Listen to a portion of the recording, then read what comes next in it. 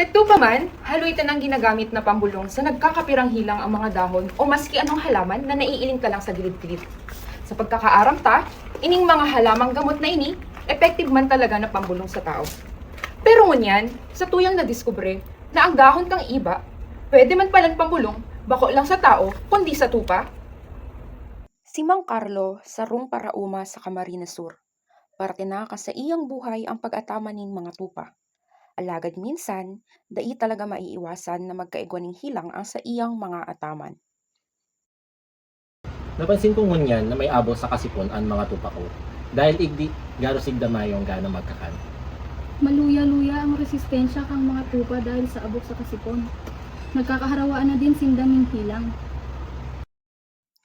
Sa tahaw kang paghadit ni Mang Carlo, ang solusyon palan sa problema niya, nasa palibot niya lang. Mayong iba, kundi ang dahon ng iba. Ayon sa mga eksperto, ini may kakayahan na labanan ang mapira-pirang hilang.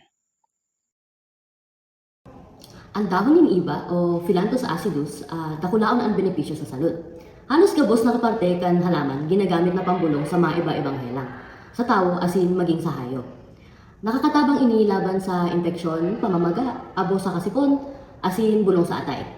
Base sa mga pag-adal, ang kataskan dahon ng kalamyas napatunayan na epektibo laban sa mga bakterya na E. coli, asin Staphylococcus aureus, pati naman sa fungus na Candida albicans. Ibig sabihin, posible ini maging natural na panlaban sa mga infeksyon sa balat, lugad, saka sa mga respiratory problems kan mga hayop. Ano kang tupa? Kaya masasabi ta na dai lang ini simpleng halaman, kundi pwede talaga siyang maging natural na alternatibo para sa salud kan mga alagang hayop. Sa pagpreparar ng herbal medicine, kakaipuhan ang mga sumusunod. Labas na dahon ng iba, lutuan, malinig na tubig, measuring cup at embudo, malinig na bote sa kahiringgilya. Magkuha ng 200 grams ng dahon kang iba, tapos hugasan gamit ang malinig na tubig para matanggal ang mga ati sa dahon. Magpakulo ng 500 ml na tubig sa lutuan, tapos ikaag ang mga dahon na nahugasan. Takupan sa kapabayaan na magkulo sa loob kang 15 minutos. Pagkatapos, halion ang kalayo sa kapaliputon muna ang pinakuluan bago isuway ang dahon kang iba.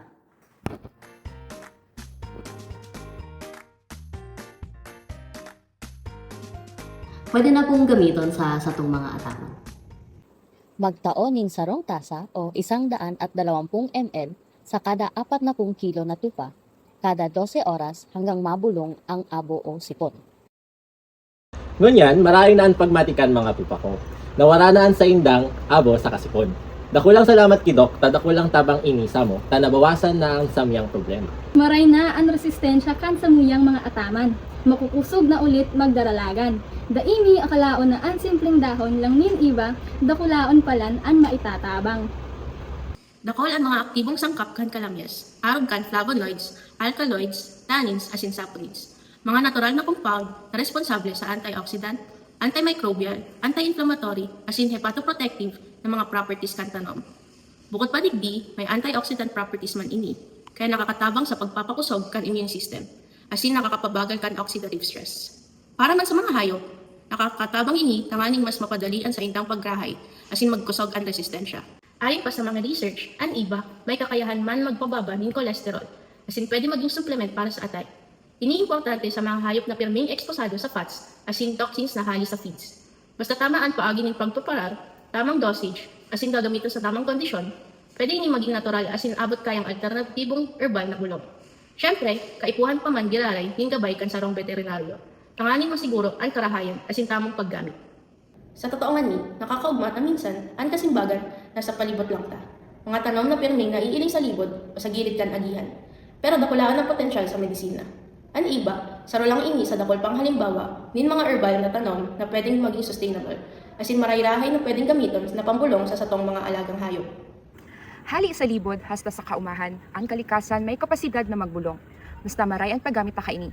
Sa tabang konsyensya asin pagmaot, maski simpleng dahon ng iba, pwedeng maging dalan sa mas maray na salud, asin mas produktibong buhay. Para sa tao, para sa hayop, asin para sa kapaligiran.